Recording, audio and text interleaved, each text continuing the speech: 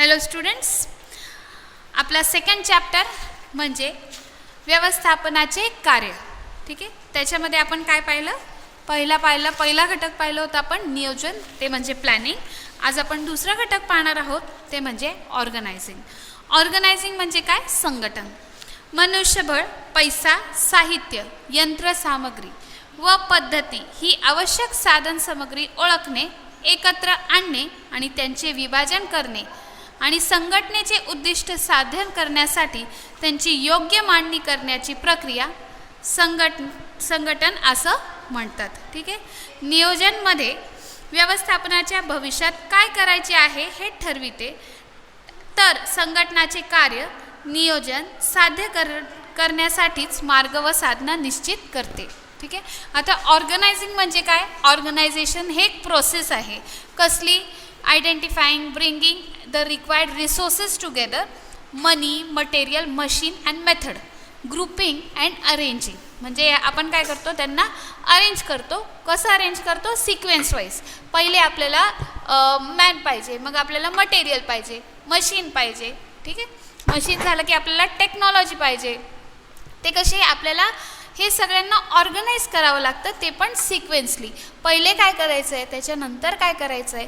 म्हणजे आपण जे प्लॅनिंग केली आहे, ठीक आहे, प्लॅनिंग केल्यानंतर आपल्याला प्रत्यक्ष त्याची हे ऑर्गनायझेशन करायचे आहे. म्हणजे ऑर्गनाईज त्यांना प्रत्यक्ष मनुष्यबळ, मटेरियल, मॅन, मशीन हे सगळं आपल्याला एकत्र आणायचं आहे आणि त्याच्यानंतर मग आपण पुढची प्रक्रिया सुरुवात करणार आहोत. ठीक आहे, आता संघटनला काय म्हटलं आहे त्याची व्याख्या बघूया.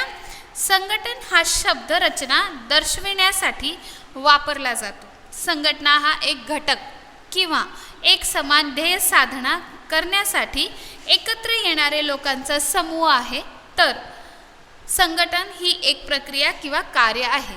संघटनेच्या काही व्याख्या खालीलप्रमाणे आहे. आता आपण व्याख्या बघूया, कोणत्या कोणत्या ऑथरनी कोणते व्याख्या म्हणजे डेफिनेशन्स दिले आहे. Mooney and Reiley. Mooney and Reiley काय म्हणाले? संघटना ही एक समान हेतू साध्य करण्यासाठी प्रत्येक मानवी सहयोगाचा प्रकार आहे. ठीक आहे, दुसरा आहे थियो हायमेन. ते काय म्हणतात? संघटन ही एखाद्या संस्थेतील क्रियांचे अर्थ सांगण्याची, त्यांची गट पाडण्याची एक प्रक्रिया आहे, ज्यात अधिकारानुसार नातेसंबंध निर्माण केले जातात आणि संघटनाचे कार्य पार पाडताना ती प्रभावपणे अंमलात आणण्यासाठी त्या व्यवस्थापक कार्याची माहिती देते आणि त्यांची विभागणी करतो आणि त्यांची वाटणी करतो. ठीक आहे, त्यांची डिवायडेशन करतो. ठीक आहे, म्हणजे त्याला वर्कला कसं करतात? विभागणी करतात आणि त्यानुसार ते ऑर्गनायझेशन करतात. ठीक आहे, संघटनाचे महत्त्व पाहूया. ठीक, संघटनात्मक कार्याची विभागणी म्हणून की कार्य विविध विभागांमध्ये व कामगारांची वाटणी म्हणजे संघटना होय. संघटन कार्याचे महत्त्व खालीलप्रमाणे आहेत. पहिला आहे प्रशासन व दैनंदिन कामकाज सुलभ करते. फॅसिलिटेट्स ॲडमिनिस्ट्रेशन ॲज वेल ॲज ऑपरेशन्स. संघटना प्रक्रिया कार्य ओळखते व त्यांची गटवारी करते. पहिले काय करतात ते? संघटना प्रक्रिया कार्य ओळखते. ठीक आहे, organisation process leads to identify. पहिले प्रोसेस आपल्याला काय करायचे ते आपले जाणून घेतो, त्याच्यानंतर आपण मग ग्रुप करतो आणि गटवारी करतो. कार्याचे गट करून त्यांची वाटणी करणे आणि हे प्रशासनाचे काम आहे. ऑर्गनायझेशनचं काय काम आहे की त्यांचे गट करणे, गट करून त्यांची वाटणी करणे हे प्रशासनाचे काम आहे आणि त्याप्रमाणे काम करणे हे कुणाचं कार्य आहे? कार्यरत क्रियाकल्प आहे.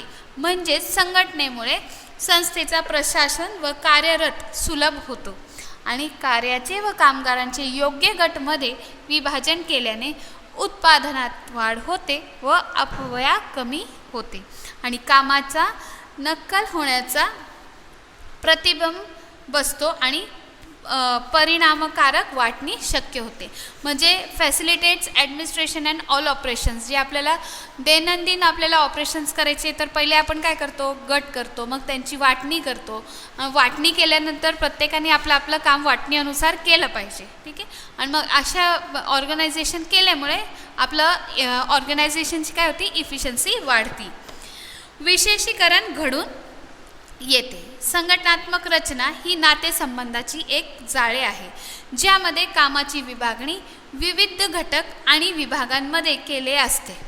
कामाच्या अशा विभागणीमुळे संघटनेला विविध क्रियांमध्ये विशेषीकरण होण्यास मदत होते. ठीक आहे. विशेषीकरण घडून येते म्हणजे काय, ब्रिंग स्पेशलायझेशन. स्पेशलायझेशन कशामुळे येते, ऑर्गनायझेशन स्ट्रक्चर हा एक काय नेटवर्क आहे रिलेशनशिपचा in which work is divided into units and department. Unit अनुसार आणि डिपार्टमेंट अनुसार कामाची विभागणी केली जाते आणि division of work helps in working bringing specialization. आता माझं सपोज स्पेशलायझेशन आहे अकाउंट्समध्ये. ठीक आहे. आणि दुसऱ्या मॅडमचं स्पेशलायझेशन आहे इकॉनॉमिक्स. जर आमचं काम असं डिवाईड केलं की मला इकॉनॉमिक्स दिलं आणि त्यांना इकॉनॉमिक्स दिलं तर ही विभागणी बरोबर होईल का, नाही. पण मला अकाउंट्स दिलं आणि त्यांना इकॉनॉमिक्स दिलं तर आमच्या कामामध्ये काय होणार, अजून काय येणार, स्पेशलायझेशन येणार. ठीक आहे. Defines the job properly. कामाची निश्चिती. संघटनात्मक रचनेमुळे विविध विभागातील कर्मचाऱ्याची निवड त्यांची पात्रता, कौशल्य व अनुभवानुसार होतो आणि असल्याने योग्य कामगार, योग्य व्यक्ती नेमणे शक्य होते. यामुळे कामाचे स्वरूप कळण्यास मदत होते. ठीक. आता तिसरा पॉईंट आहे कामाची निश्चिती. म्हणजे आपला जॉब किती आपली जॉबची व्याख्या कशी सांगता येईल ह्या पॉईंट बोलतो आहे. Organisation structure helps in putting right man at right job which can be done by selecting people for various department. जसं मी म्हटलं की जर आपण काय ड्युटीज बदलली तर काय होतं, तर जॉबचं आपल्याला इफिशियन्सी भेटत नाही. मला आता इकॉनॉमिक्स शिकवताना बोर होईल आणि त्या मॅमना कसं अकाउंट शिकवण्यात थोडंसं अडथळा येईल. तर काय होतं, प्रत्येक फील्डमध्ये प्रत्येकाची काही ना काही स्पेशलायझेशन असते आणि जर त्याला तेच सब्जेक्ट स्पेशलायझेशनचं सब्जेक्ट त्यांना दिलं तर त्यांची स्पेशलायझेशन अजून वाढते. तर डिवायझेशन जॉब वर्क आहे जे आपण वाटणी करतो कामाची ती अगदी बरोबर व्हायला पाहिजे. ती बरोबर झाली की मग पुढचे जे सिक्वेन्स आहेत ते बरोबर लागतात. आपला चौथा पॉईंट आहे अधिकार व जबाबदारी यांची स्पष्टीकरण. संघटनात्मक रचना प्रत्येक व्यवस्थापकाची भूमिका परिभाषित करते. प्रत्येक व्यवस्थापकाला आपले अधिकारांचा वापर कसा करावा ज्यामुळे या अधिकारचा गैरवापर होणार नाही हे स्पष्ट केले आहे. मॅनेजर आहे ऑर्गनायझेशनचा, मॅनेजर आहे तर नुसतं बॉसिंग नाही करायचं आपल्या एम्प्लॉईजवर, त्यांना डायरेक्शन द्यायची, वेळोवेळी त्यांना ट्रेनिंग द्यायची की असं नाही असं आहे. चुकलं की त्यांना बॉसिंग करायचं नाही, त्यांचा स्वतःचा पोझिशनचा प्रत्येक वेळेसला हे गैरवापर करायचा नाही. ठीक आहे. समन्वय स्थापित करते. ठीक आहे. काय करतं, समन्वय स्थापित करतो. संघटनेच्या विविध विभागांमध्ये समन्वय निर्माण करण्याचे या कार्याची मदत होते. हे विविध पदांमध्ये स्पष्ट संबंध आणि व्यक्तीमध्ये परस्पर सहकार्य निर्माण करते आणि संघटनात्मक कार्य सुरळीतपणे चालण्यासाठी विविध विभागांमध्ये व विविध स्तरांवरील व्यवस्थापकांमध्ये समन्वय किंवा समक्रमण असणे महत्त्वाचे आहे. हेल्पफुल समन्वय म्हणजे काय, एस्टॅब्लिशेस कोऑर्डिनेशन असल्याशिवाय पुढचे फंक्शन्स अजिबात चालत नाही. कोऑर्डिनेशन असलं की आपल्या कामाची कशी असते, इफिशियन्सी वाढती. कशी इफिशियन्सी वाढती, कारण की एम्प्लॉईज आपसामध्ये त्यांची अंडरस्टँडिंग असती तर ते कसं एन्व्हायरमेंट कसं होतं अगदी स्मूथली आणि आपले कामं ऑर्गनायझेशनचे कामं चांगले होतात आणि इफिशियन्सी ऑर्गनायझेशनची वाढती. This function helps in establishing coordination among different departments of organization and it creates a clear-cut relationship among the positions and ensures a mutual cooperation among the staff. आता आपला 6वा पॉईंट आहे प्रभावी प्रशासनासाठी मदत. हे कार्य विविध पदे, विभाग, कार्य आणि भूमिका स्पष्टपणे संरचित करते. योग्य कामासाठी योग्य अधिकार व योग्य जबाबदारी सहित योग्य व्यक्तीचे नेमणूक करण्यात काम अतिशय काळजीपूर्वक केले जाते. कामाची विभागणी व अधिकारांचे योग्य वाटप यातून हे साध्य केले जाते. ठीक आहे. Helps for effective administration. The function determines different position, departments, activities and the roles are clearly structure. प्रत्येकाचा रोल प्रत्येकाचं डिपार्टमेंटमध्ये असतं. ते रोल कसं करायचं आहे, कसं ॲडमिनिस्ट्रेट करायचं असेल, हा ॲडमिनिस्ट्रेशन आपल्याला सांगतो की it achieves through the division of work and delegations of authority. जे आपण वाटणी केली कामाची तो प्रॉपर करत आहे का नाही करत आहे त्याची अथॉरिटी व्यवस्थित एखाद्याच्या मॅनेजरच्या हातात असते, तर तो काय करतो, ॲडमिनिस्ट्रेट करतो. This all leads to efficient and effective administration. आपला 7वा पॉईंट आहे helpful for growth and diversification. वाढ आणि विविधतेसाठी उपयुक्त. प्रत्येक संघटनाची वाढ सुरळीतपणे आणि कार्यक्षमपणे चालणाऱ्या कार्यावर अवलंबून असते. स्पष्टपणे परिभाषित केलेल्या भूमिका व जबाबदाऱ्या, विविध स्तरावरील व्यवस्थापनाचे काम करण्याची व्यवस्थामधील समन्वय आणि योग्य नियंत्रणाचे तंत्राचे वापर कामाची ठिकाणी आणि कार्यक्षमता आणतात आणि संघटनेची वाढ चांगल्या पद्धतीने होते. Growth of every organization depends on its smooth and efficient functions of organization. तुमच्या ऑर्गनायझेशनमध्ये जे तुम्ही दैनंदिन कार्य करतात ते किती स्मूथली आणि इफिशियंटली हँडल होतात हे त्याच्यावर डिपेंड करतं.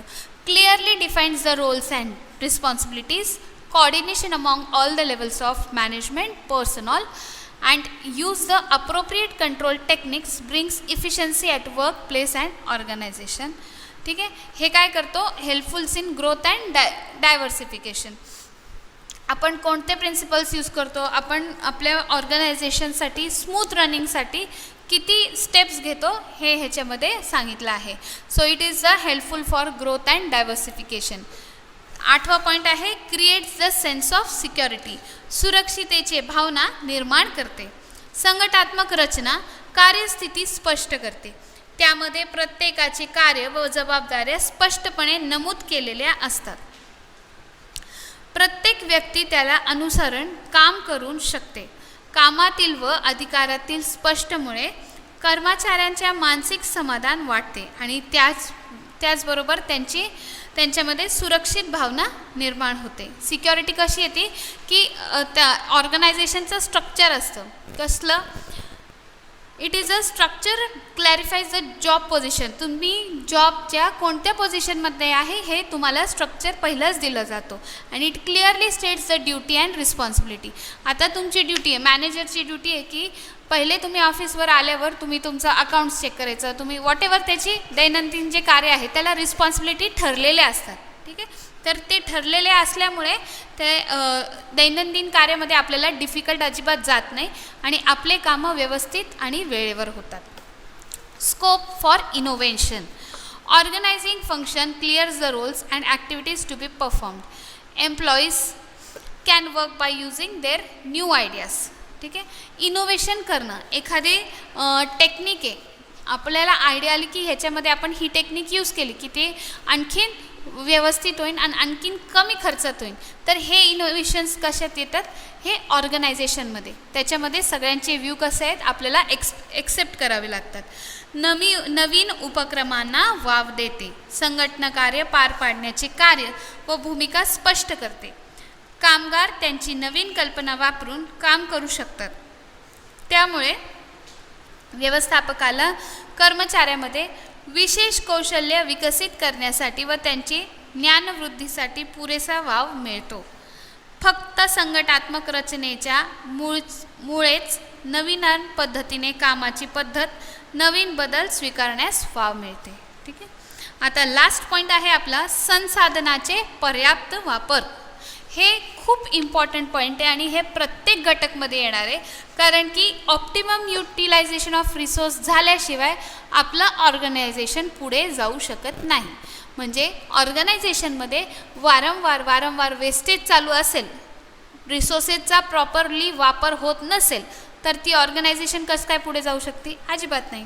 So this function provides the different jobs to different employees according to the job specification, and due to this specification of work becomes possible, and the right workforce utilizes other resources as it optimizes the level so that desired results are achieved.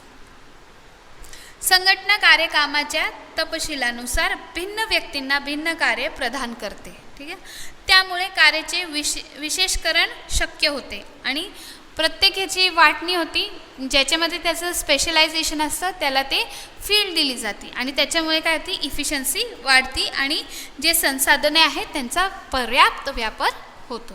ठीक आहे, आता तुम्हाला हे घटक समजलं आहे, तर जे हेड पॉईंट्स आहेत ते लक्षात ठेवा आणि घरी रोज आपला अभ्यास चालू ठेवा.